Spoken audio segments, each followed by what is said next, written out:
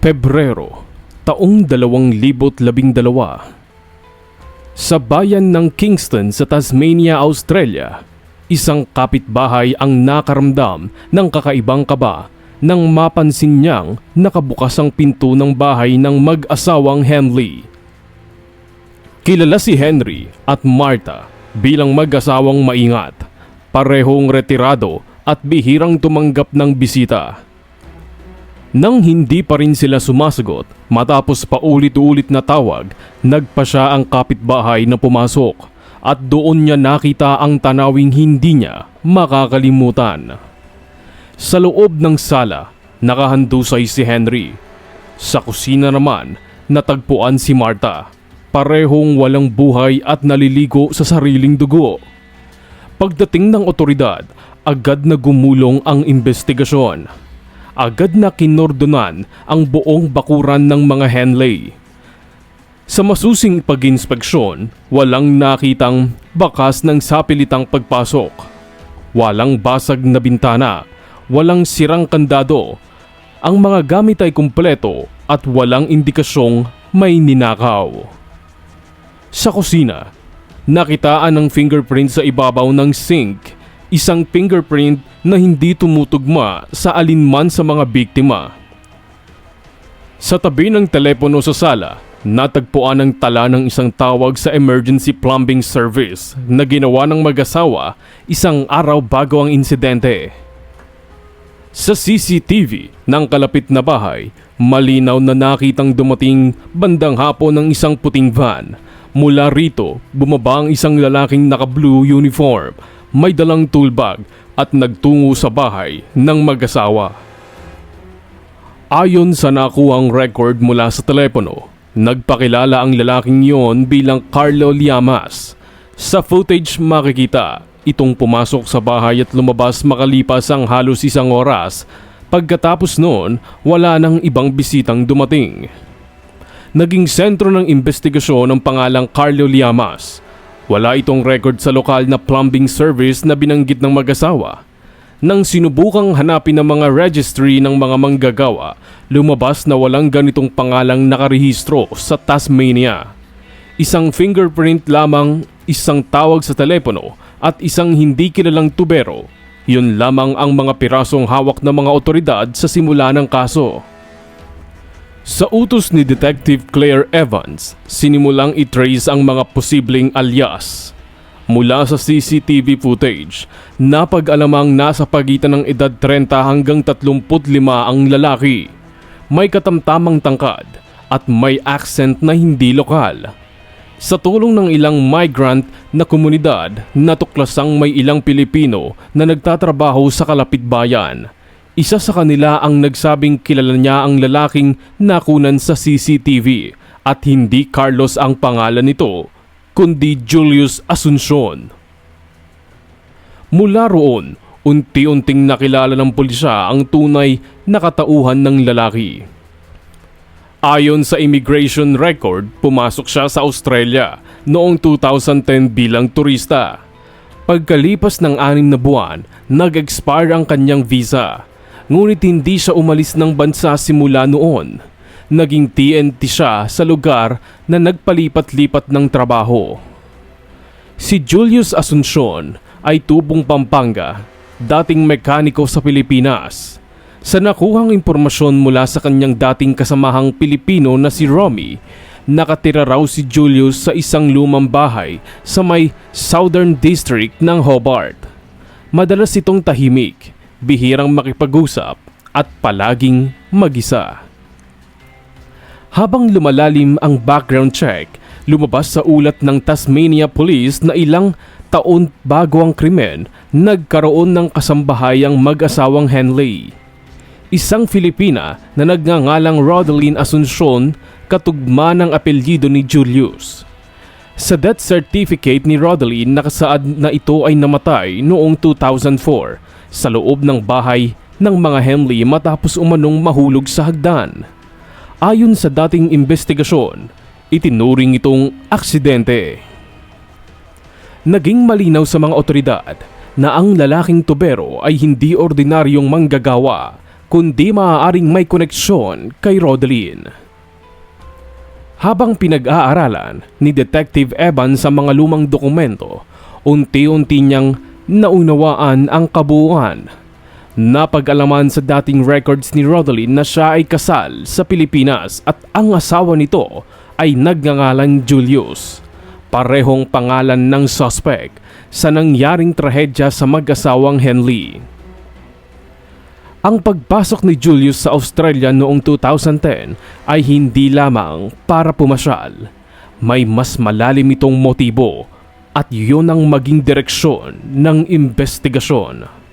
Siniyasat ng mga kapulisan ang tunay na pangyayari at doon unti-unting nagkaroon ng muka ang kaso habang inuungkat ang nakaraan. Taong 2003 nang dumating sa Australia si Rodeline, isang 28 anyos na Pilipina, domestic helper mula sa Pampanga. Masayahin, magalang at may simpleng pangarap lamang, makapagtayo ng bahay para sa pamilya at mapagtapos ang anak nila ni Julius. Sa loob ng bahay ng mag-asawang Henry at Martha, nagsimula siyang magtrabaho bilang tagalinis, tagalaba at tagaluto. Ayon sa mga kapitbahay, bihira itong makitang lumalabas. Ngunit sa likod nito, may mga bagay na hindi nakikita ng iba. Madalas marinig ng ilang kapitbahay ang mahihinang sigaw at ingay tuwing gabi. May mga nagtangkang magtanong sa mag-asawa kung ano ang dahilan ng mga ingay.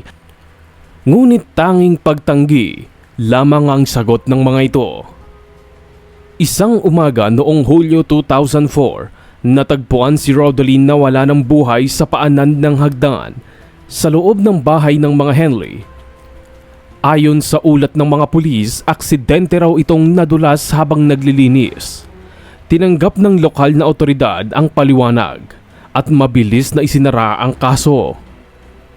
Pag-uwi ng labi sa Pilipinas, napansin ng pamilya ang mga kakaibang marka sa katawan ni Rodeline. Mga sugat na tila hindi dulot ng pagkahulog. Ipinagtaka ni Julius Asuncion na noon ay isang simpleng mekaniko sa Pampanga, hindi siya kailanman naniwala na aksidente ang ikinamatay ng kanyang asawa. Sa loob ng maraming buwan, sumulat siya sa embahada, nagtanong sa mga opisyal at nagpadala ng liham sa mga otoridad, ngunit walang dumating na kasagutan. Lumipas ang mga taon at unti-unting naisantabi ang kaso. Sa mga tala, isa lamang itong domestic accident, ngunit sa puso ni Julius isa itong krimeng hindi na pagbayaran. Mula noon, nagsimula siyang mag-ipon, araw at gabi siyang nagtrabaho sa talyer, kumakapit sa bawat sentimo ng pag-asa. Taong 2010, sa pamamagitan ng package tour visa, nakapasok siya sa Australia. Gayunpaman, hindi pa mamasyal ang kanyang pakay, kundi ang matukoy ang katotohanan sa nangyari kay Rodeline. Matapos makarating sa Australia, humiwalay si Julius sa grupo at nagtungo sa lugar kung saan nagtrabaho noon ang kanyang asawa. Dito ay naging TNT si Julius at nagpalipat-lipat ng lugar. Pumasok sa mga lokal na trabaho para manatili sa lugar. Pagkalipas ng halos 2 taon na pamumuhay bilang TNT, nakahanap si Julius ng paraan upang makalapit sa tahanan ng mga Henley. Sa ilalim ng bagong pangalang Carlos Llamas, nagtrabaho siya bilang casual plumber sa isang maintenance service na tumatanggap ng mga project sa Kingston area. Tahimik, maingat at palaging umiiwas sa mata ng publiko. Sa mga panahong yon, pinagmamasdan ni Julius mula sa malayo ang tahanan ng mga Henley, ang bahay kung saan huling nakitang buhay ang kanyang asawa. Dumating ang pagkakataon noong Pebrero 2012, tumawag ang mag-asawa ng plumber para ayusin ang tagas ng tubo sa kanilang kusina. Ang maintenance company kung saan nakatala si Julius bilang freelance worker ang nakatanggap ng request. Sa unang pagkakataon, nakapasok siya sa loob ng bahay ng mga Henley. Sa unang mga minuto, pinilit niyang maging profesional. Habang inaayos ang sirang gripo, lihim niyang pinagmamasdan ng paligid. Pinilit niyang maging normal ang kanyang mga galaw, ngunit nang malaman ng mag-asawa na siya ay Pilipino, nagbago ang pakikitungo ng mga ito. Habang pinapakinggan niya ang boses ni Marta, napansin niya ang kakaibang tono sa bawat salita nito. Mapangmata at tila walang respeto. Ang bawat galaw ni Henry ay malamig at wala ring paggalang. Pagkatapos ng trabaho, nakilala niya ang isang kasambahay ng mag-asawa, isang middle-aged na Australian na nagngangalang Jennifer. Habang nagkukwentuhan, nabanggit ni Jennifer na dati raw ay may Filipinang kasambahay ang mga Henley. Mabait at masipag, ngunit laging pinapagalitan ng mag-asawa. Si Rodeline ay stay-in, samantalang nag-uuwian si Jennifer tuwing hapon. Hindi niya ito nakilala ng lubusan dahil pinagbawalan silang mag-usap. Palagi raw itong pinagbubuhatan ng mga sigaw ni Marta at tinatrato ni Henry na parang alipin. Ibinahagi ni Jennifer ang mga bagay na matagal niyang itinago. Ayon sa kanya, madalas niyang marinig ang iyak ng Filipina. May pagkakataon pa raw na nakita niyang may pasa ito sa mukha, ngunit hindi siya nagsalita dahil natatakot siyang mawalan ng trabaho. Hanggang isang umaga, nalaman na lang niyang patay na raw ito. Nadulas raw sa hagdan, ngunit sa loob ni Jennifer alam niyang hindi aksidente ang nangyari. Habang nagkukwento ang babae, unti-unting nanlamig si Julius. Alam niyang si Rodeline ang tinutukoy ni Jennifer. Alam niyang sa mismong bahay na yon, paulit-ulit itong sinaktan bago tuluyang nawalan ng buhay. At sa harap niya ngayon ang parehong mag-asawa, matanda na ngunit buhay, komportable at tila walang bahid ng pagsisisi. Pebrero 2012, alas 7 ng gabi, madilim ang kalangitan sa Kingston at ang malamig na simoy ng hangin ay tila may dalang bigat.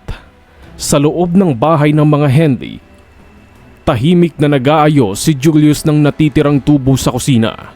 Nakauwi na si Jennifer, tanging ang mag-asawa na lamang at si Julius ang naiwan sa bahay. Habang pinagmamasdan niya ang mag-asawa, bumalik sa kanyang isip ang lahat ng narinig kay Jennifer. Ang iyak ng isang Filipina, ang isigaw ng mga among galit, at ang katawan ng asawa na natuklasan sa parehong bahay. Hindi niya namalayan na sa kanyang mahigpit na pagkakahawak sa ranch, unti-unti itong bumibigat sa kanyang buhay. Tila bahagi ng matagal ng galit na hindi napigilan. Nang pumasok si Henry sa kusina at tinanong kung tapos na ang trabaho, nagkaroon ng saglit na titigan. Ang malamig na boses ng matanda, may halong pangungutya at sa mga salitang yon, tila biglang sumabog ang lahat ng tahimik na hinanakit ni Julius. Ang lahat ng taon na pagtitiis, ang mga gabi ng pag-iisa sa banyagang lupa, ang larawan ng kabaong ni Rodeline, lahat ay nagbalik na parehong apoy sa kanyang dibdib. Ayon sa forensic reconstruction ng Tasmania Police, naganap ang matinding pagtatalo sa pagitan ni Julius at ng mag-asawa. Sa gitna ng tensyon, nagkaroon ng komprontasyon na humantong sa marahas na insidente. Kinuha ni Julius ang wrench na ginagamit niya sa trabaho at tinamaan si Henry, dahilan upang ito ay mawalan ng malay. Si Marta naman, na nakasaksi sa pangyayari, ay nagtangkang tumakas ngunit nahadlangan ni Julius at hindi rin nakaligtas. Matapos ang krimen, lumabas siya ng bahay at minamaneho ang sasakyan paalis sa lugar. Hindi na ito nakita pagkatapos ng insidente. 2 linggo makalipas, natuntun siya ng mga otoridad sa isang lumang abandonadong bahay sa Hobart. Tahimik siyang sumuko. Sa unang pagharap ng mga pulis, walang sinabi si Julius, ngunit sa kanyang mga mata, mababakas ang bigat na matagal nang binubuhat. Hindi lamang ng kasalanan, kundi ng pagkakait ng katarungan sa kanyang asawa. Ang paglilitis kay Julius Asuncion ay nagsimula noong Agosto 2013 sa Supreme Court ng Tasmania. Tahimik si Julius habang binabasa ng hukom ang mga detalye ng kaso. Ang pagpasok niya bilang tubero sa bahay ng mga Henley at ang nangyaring pagtatalo ng gabing yon na humantong sa karahasan. Nagpadala ang embahada ng abogado para ipagtanggol si Julius. Inilahad ang mga mas malalim na dahilan sa likod ng kanyang ginawa.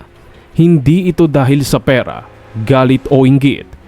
Hindi sa matagal na pagkakabigo ng sistemang dapat sana'y pumrotekta sa kanyang asawang si Rodeline Asuncion. Nagbago ang ihip ng korte nang humarap ang kasambahay na si Jennifer, ang babaeng saksi sa naging hirap ni Rodeline. Sa kanyang salaysay, inilahad niya ang mga araw ng pang-aabuso sa Pilipina na humantong sa kanyang wakas. Makalipas ang ilang linggo ng paglilitis, lumabas ang hatol. Ayon sa korte, malinaw na si Julius ay may pananagutan sa pagpatay sa mag-asawang Henley. Ngunit tinutukoy din ng hukom na ang kanyang motibo ay bunga ng grievous emotional trauma at unresolved injustice na hindi nabigyang pansin ng batas. Dahil dito, binawasan ang kanyang sentensya mula sa habang-buhay na pagkakakulong tungo sa reclusion temporal na may kabuuang 10 taon. Sa loob ng kulungan, unti-unting nagbago ang takbo ng buhay ni Asuncion.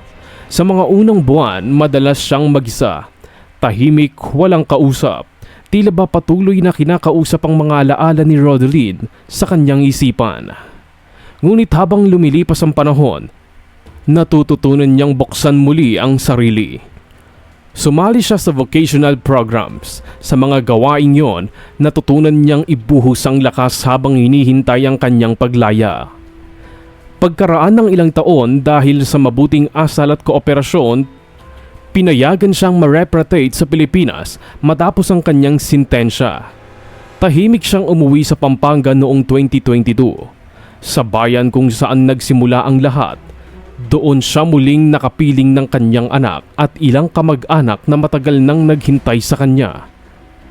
Sa huli, natagpuan ni Julius ang katahimikang matagal niyang hinanap.